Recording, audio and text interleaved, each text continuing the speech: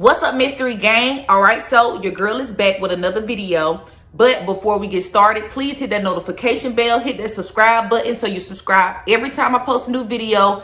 And you guys, your girl is trying to get to 20,000 subscribers. I'm at 17,000. I'm so thankful for the 17. But you guys, let's shoot for the stars, aim for the moon. Let's get to 20K on this YouTube channel. To get started with the video, you guys, I do have an update for the Orson case, the 3 and 4-year-old that went missing out of Cal City, California. Now, it's not a big update, you guys, but it's basically the boys are still missing. There is no sound of them. There's no trace of them. The police have no leads, but they continue to search Trezell and Jacqueline's home. Now, I honestly, in my heart, like I said in my video about them, I'll put the link in the description, but I don't think the boys ever made it to Cal City. I think the boys were missing in the other city that they lived in. I can't remember which city it was, you guys, but something about these parents, these adopted parents is very fishy.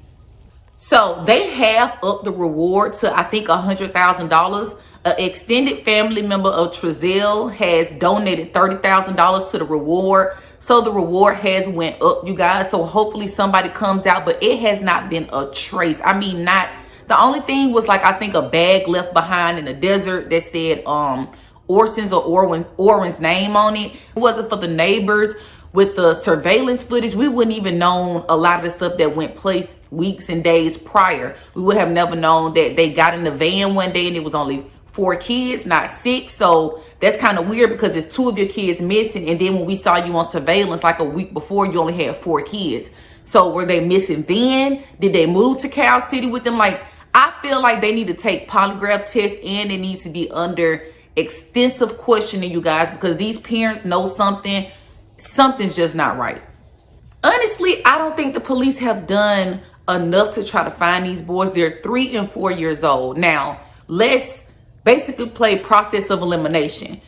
A 3 and a 4-year-old is not going to make it that far away from the home like that in a matter of minutes. If Trezell was taking wood in and out of the back fence, how did these 2 babies, basically babies, get out of a fence that fast? Like, the story never added up from day one. And not only that, you guys, the timeline of events really don't add up for me. Police are saying that everything Trezell and Jacqueline said is adding up. But if you felt like that, why do you keep going back to the house to search or go to the backyard? Like, it really doesn't make sense.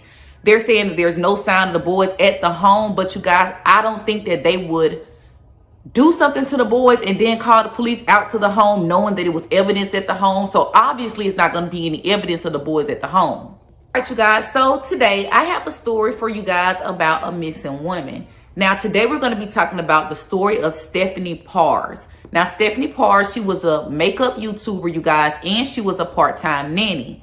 Stephanie was very, very, very intelligent, you guys, and she really, really loved doing makeup and recording YouTube videos. She inspired to be an influencer. Now, her parents describe her as very responsible, but she dated a guy that was kind of like very douchey.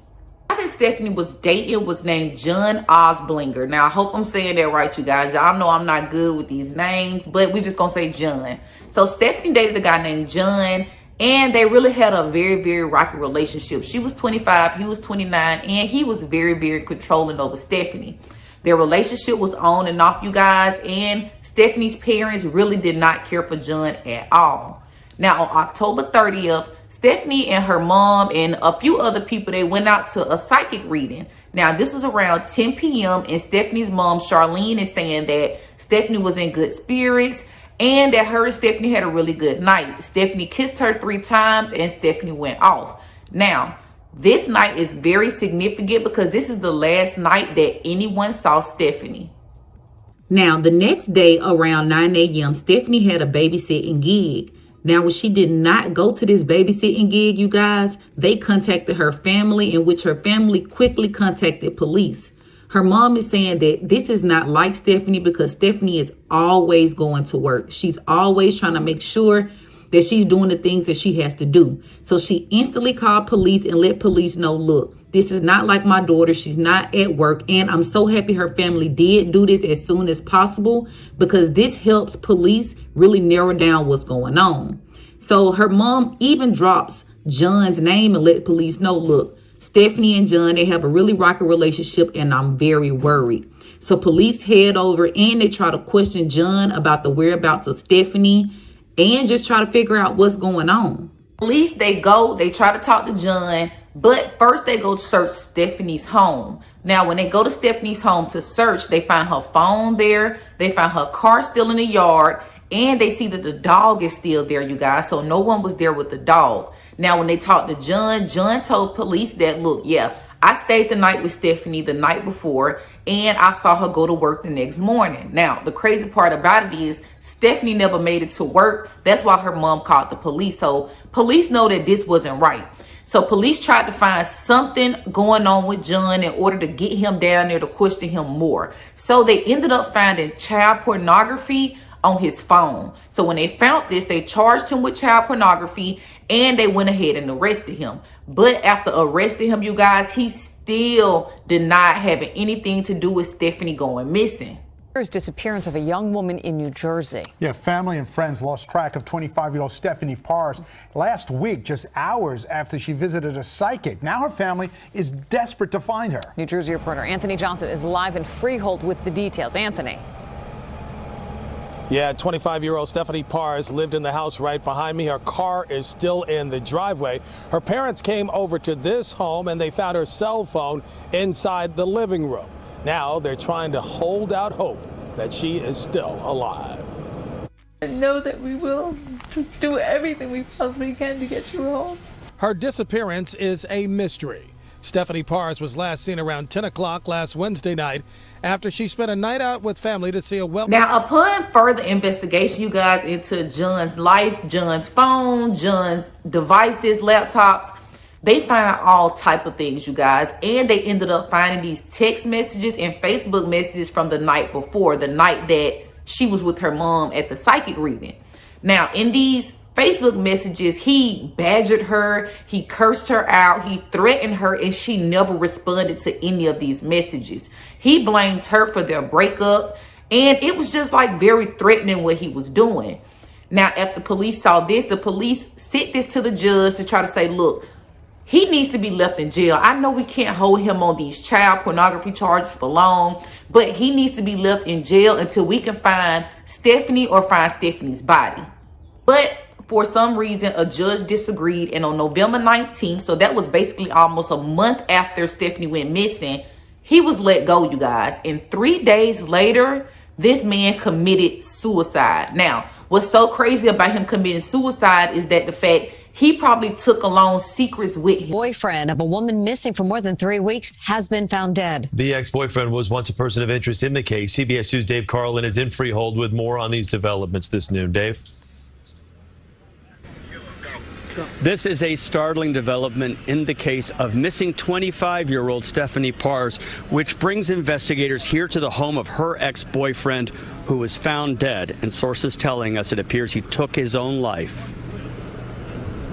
In this photo from the Facebook page of the missing woman, Stephanie Parze is at the beach with 29-year-old John Osbilgin, a stockbroker who police say sent 10 angry, unanswered texts to his former girlfriend the night before she went missing. The Monmouth prosecutor put out this message on social media.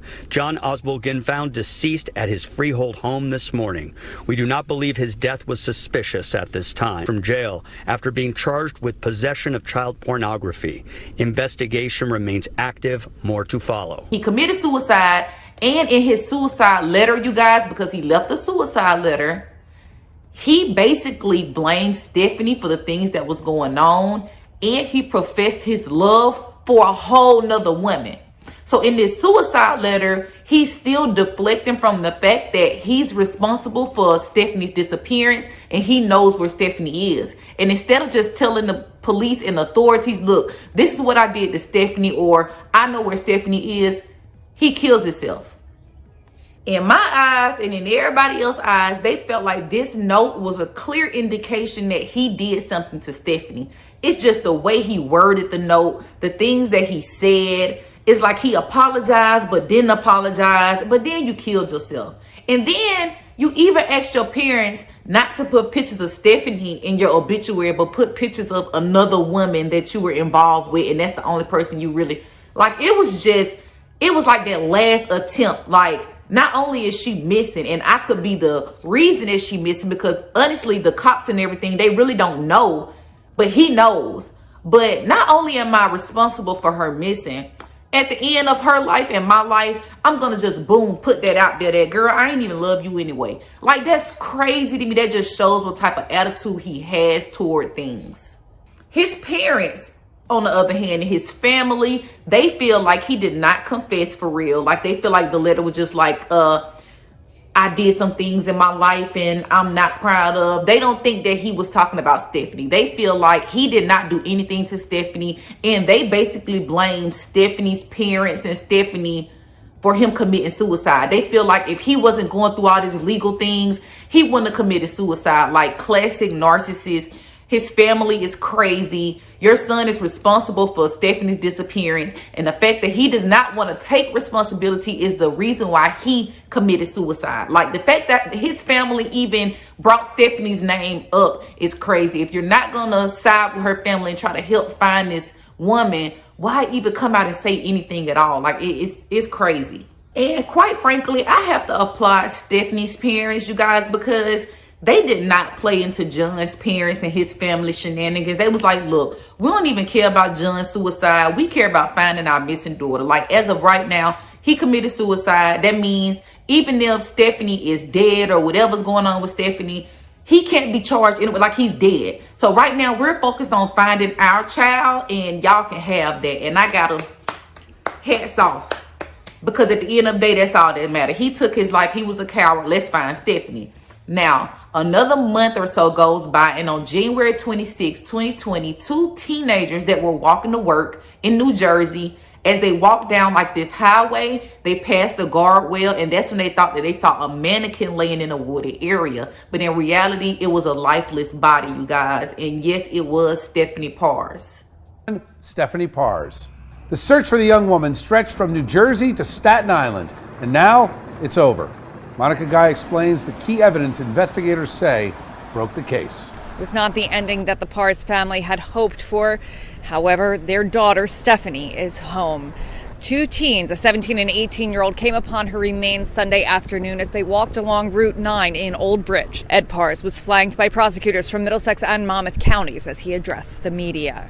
It goes without saying that our family is devastated, our friends, our community, and our lives are never going to be the same. However, Stephanie is home, and we have God to thank for that. You guys, Stephanie was found. She was fully clothed, and no other details really came out about her death. Police know that John was responsible for her death, and they feel like nobody else was. Now, her parents just wanted that closure because they knew in their hearts that John had did something to their daughter, and they really just wanted to find her and bring her home so they can bury her the right way. Now, another crazy thing, you guys, is the fact that John had begun to stalk somebody else in the midst of Stephanie going missing. So the woman that he referenced in the letter, basically saying that he professed his love for this woman, she went to authorities and basically told them, look, John had been texting me the entire time Stephanie was missing, and he showed no concern about her missing. He even began to stalk another woman in the process that didn't want him.